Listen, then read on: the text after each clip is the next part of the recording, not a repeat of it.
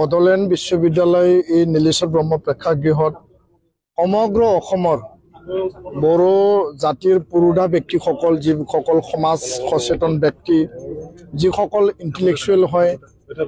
আৰু আমাৰ বিভিন্ন জাতীয় দল সংগঠনৰ নেতৃবৃন্দক আমি আমন্ত্ৰণ জনাই পেলাই ইয়াত এটা ইন্টেলেকচুৱেল মিট মানে সচেতন ব্যক্তিৰ এটা মানে সভা ইয়াতে আয়োজন কৰা হৈছে প্ৰায় 1200ৰো অধিক ধেমাজি লখিমপুৰ গোৱালপাৰা কাৰ্বি আংলং উদালগুৰি বাক্সা চিৰাং কোকৰাঝাৰ আন প্ৰান্তৰ পৰা ইয়াত উপস্থিত হৈছে ইয়াৰ মূল উদ্দেশ্যটো হ'ল যে অসমৰ যি চৰকাৰৰ যি গ্ৰুপ অফ মিনিষ্টাৰ তিনিজনীয়া এই মন্ত্ৰী গোটে 6 জনগোষ্ঠী জনজাতিকৰণ বিষয়টো লৈ পেলাই যি বিধানসভাত যি ৰিপৰ্ট ৰিকমেণ্ডেশ্যন দাখিল কৰিছিল আৰু ইয়াৰ পিছত এই ৰিপৰ্টটো আধাৰ কৰি পেলাই coordination committee of tribal organisation of Assam যেহেতু আমি নিখিল বড়ো ছাত্ৰ সন্থা ইয়াৰ সহযোগী এটা সংগঠন আমি এই প্ৰতিবেদনখন আমি ৰিজেক্ট কৰিছিলোঁ আমি গ্ৰহণ কৰা নাছিলোঁ আৰু কোনো কাৰণত আমি মানি নলয় এই কথাটো স্পষ্ট কৈ পেলাই আমি প্ৰতিবাদী ধৰ্ণা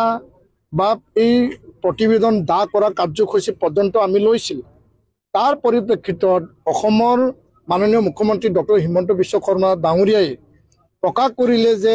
আৰু যোগাযোগ কৰিলে যে চিচিটোৱাৰ লগত গ্ৰুপ অফ মিনিষ্টাৰৰ আলোচনা হ'ব যেহেতু আমি মুখ্যমন্ত্ৰী পৰ্যায়ৰ আলোচনা বিচাৰিছিলোঁ আৰু গ্ৰুপ অফ মিনিষ্টাৰৰ লগত অধ্যক্ষ ডক্টৰ অনুজ পেগু ডাঙৰীয়াৰ লগত আমাৰ যোৱা 4 ডিচেম্বৰত আলোচনা হৈ যায় আৰু আমি কি কাৰণত কি অবজেকশ্যন আছে এই অবজেকশ্যনৰ কাৰণ দৰ্শাই পেলাই আমি কিছুমান ইণ্টাৰিম আমি সাজেশ্যন আমি তাত প্ৰদান কৰিছিলোঁ তেখেতক আমি দিছিলোঁ সাবমিট কৰিছিলোঁ আৰু প্ৰায় 2 ঘণ্টীয়া আলোচনাত বিভিন্ন দিক যেটো 6 জনগোষ্ঠী জনজাতিকৰণ বিষয়টো আহাৰ লগে লগে ইয়াত ক্লাছিফিকেশ্যন কৰাৰ লগে লগে কোৱান্টাম অফ ৰিজাৰ্ভেশ্যনৰ কথা ইয়াতে বৰ্তমানৰ জনজাতিসকলৰ ৰাইটছ এণ্ড প্ৰিভিলেজৰ কথা সমগ্ৰ বিষয়টো যেহেতু ইয়াত এফেক্ট হৈছে ইয়াৰ পৰা ডিপ্ৰাইভ হ'ব সেই বিষয়টোলৈ আমি তেখেতক সাবমিট কৰিলোঁ আৰু ইয়াৰ পিছত আমি এটা কনসালটেটিভ গ্ৰুপ তৈয়াৰ কৰি পেলাই লিগেল এক্সপাৰ্ট কনষ্টিটিউচনেল এক্সপাৰ্ট প্ৰাক্তন আমাৰ মানে যিখিনি বিউৰোক্ৰেটছ লেজিসলেটৰ সকলোকে সামৰি 1 মাহৰ ভিতৰত আমি মুখ্যমন্ত্ৰীক এটা পূৰ্ণাংগ পৰ্যায়ত এটা সাজেশ্যন আমি তাত দিম আৰু এই সাজেশ্যনটো লৈ পেলাই আমি তেখেতৰ লগত আলোচনা কৰিম আৰু কেন্দ্ৰীয় গৃহমন্ত্ৰী উপস্থিত এটা আলোচনা আমি দাবী কৰিছোঁ এই গোটেই বিষয়টো লৈ পেলাই আজি সমগ্ৰ অসমৰ বড়ো বুদ্ধিজীৱীসকলক জাতীয় দল সংগঠনসকলক আমন্ত্ৰণ জনাই আমি এই আজিৰ এই সভাত আমি আলোচনা কৰিছোঁ যে ইতিহাসৰ পৰা আজিলৈকে কি হ'ল আৰু কি হ'বলৈ গৈ আছে আমাৰ ভৱিষ্যত সুৰক্ষিত কৰি ৰাখিবৰ কাৰণে যে 45 লাখৰ ওপৰত 2 কোটিৰ যি এটা ব্যৱস্থা যি এটা প্ৰক্ৰিয়া ইয়াত বৰ্তমানৰ জনজাতিসকলৰ ৰাজনৈতিক সাংবিধানিক আমাৰ ভূমি আমাৰ আইডেন্টিটি আমাৰ কলা সংস্কৃতি ভাষা আৰু সমান্তৰালভাৱে আমাৰ শিক্ষা অনুষ্ঠানৰ এডমিশ্যন নামভৰ্তি আৰু সমান্তৰালভাৱে আমাৰ যিখিনি চাকৰি বাকৰি নিয়োগ নিযুক্তিৰ কথা কাৰণ কেন্দ্ৰত এটাই এছটি থাকিব